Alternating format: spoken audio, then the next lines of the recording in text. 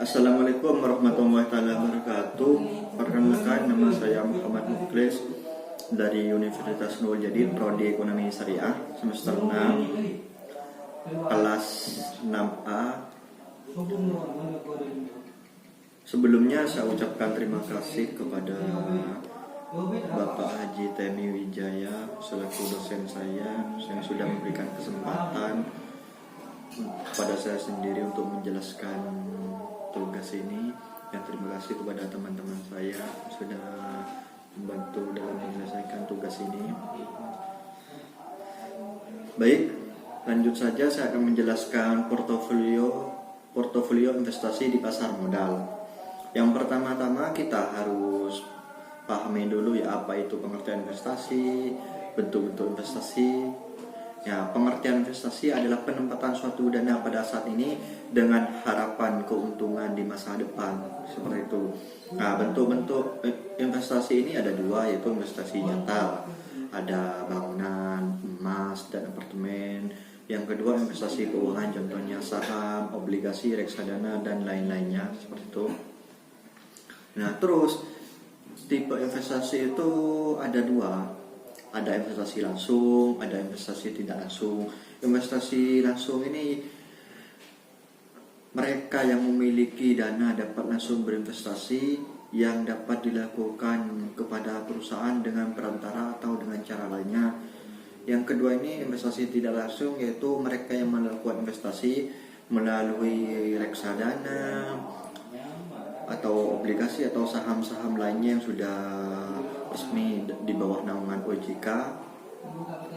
Terus proses-proses investasi ini ada 5. Yang pertama menetapkan sasaran investasi, yang kedua membuat kebijakan investasi, yang ketiga memilih strategi portofolio, yang keempat memilih aset, yang kelima mengukur dan mengevaluasi kerja. Itu. Nah, terus lingkungan investasi ini yang pertama lingkungan sekuritas, ya, selembar kertas menunjukkan hak investor, seperti itu. Yang kedua pasar sekuritas, mekanisme fasilitas perdagangan finansial. Yang ketiga perantara finansial, ialah suatu organisasi yang menerbitkan klaim finansial yang didirikan sendiri menggunakan dana atau membeli aset finansial lainnya, seperti itu.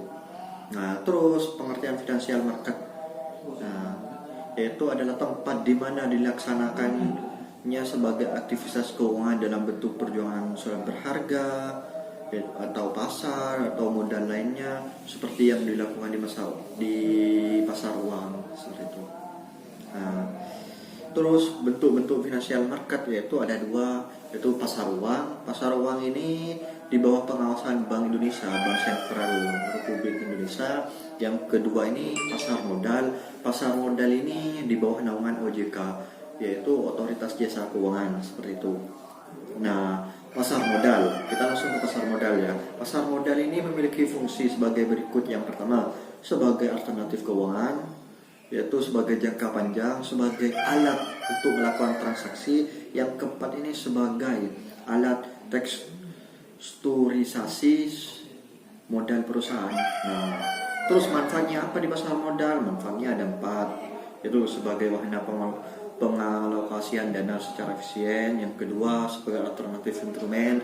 Yang ketiga memungkinkan para investor memiliki perusahaan prospek dengan baik. Yang keempat terakhir ini ya, melaksanakan manajemen profesional dan transparan. Nah, seperti itu. Nah, terus instrumen pasar modal itu ada berapa sih? Ada 2. Yang pertama obligasi. Obligasi itu seperti yang saya sudah jelaskan, yaitu surat berharga kepemilikan atau surat memberikan pinjaman kepada perusahaan.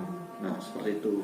Terus yang kedua ini nilai rate of return, yaitu mempertahankan jatuh tempo seperti obligasi. Terus portofolio, pasar portofolio, analisis portofolio. Nah, kita harus memahami dulu apa sih portofolio itu, yaitu sebuah bidang keilmuan khusus yang mengkaji tentang bagaimana cara melakukan seseorang investor untuk menurunkan risiko berinvestasi seminimal mungkin.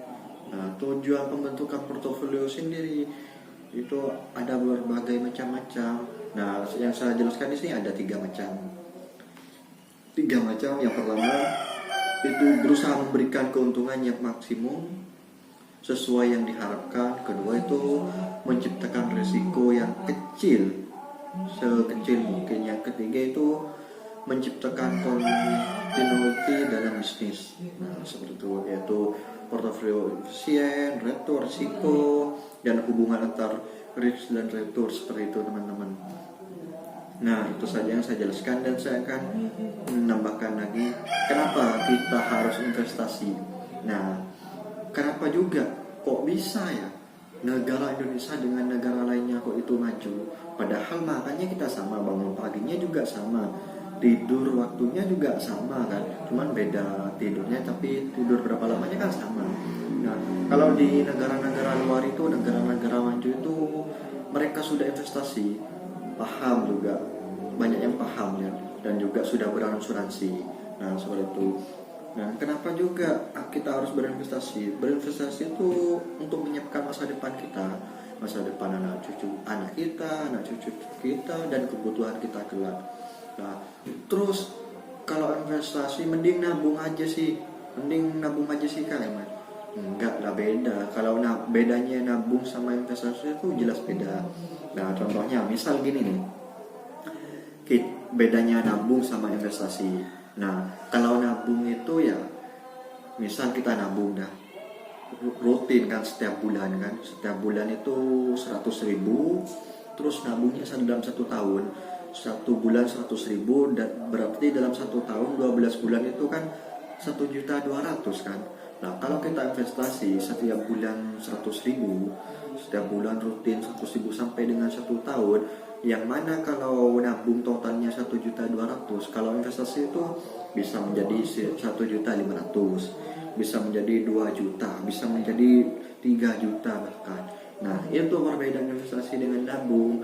Jadi nilai investasi dari sekian waktu ke tahun itu akan naik, akan sesuai keadaan zaman, dimana sekarang juga kan lebih modern dan perkembangan teknologi dan kebutuhan masyarakat seperti itu. Nah, terus jadi kita sebagai pemuda itu harus investasi, harus belajar juga. Investasi itu sekarang banyak, mudah dan gampang. Investasi secara online bisa kan. Contohnya di aplikasi Bibit ID, itu aplikasi Bibit ID sudah resmi di bawah naungan Otoritas Jasa Keuangan, seperti itu. Jadi itu saja yang saya sampaikan. Terima kasih kepada teman-teman semua yang sudah menonton video saya tentang manajemen portofolio investasi ini. Apabila penjelasan saya ada yang kurang paham, bisa komentar di bawah ini, atau bisa cek sharing-sharing dengan saya melalui WhatsApp, melalui Instagram dan lainnya kan, bisa kan. Saling belajar, saya juga belajar. Terima kasih kepada teman-teman semua yang sudah hadir dalam menonton video ini. Saya ucapkan terima kasih juga kepada dosen Temi selaku dosen saya. Terima kasih sudah diberikan waktu kepada saya. Itu saja yang saya sampaikan. Sekian, terima kasih. Assalamualaikum warahmatullahi wabarakatuh. Selamat menonton. Dadah.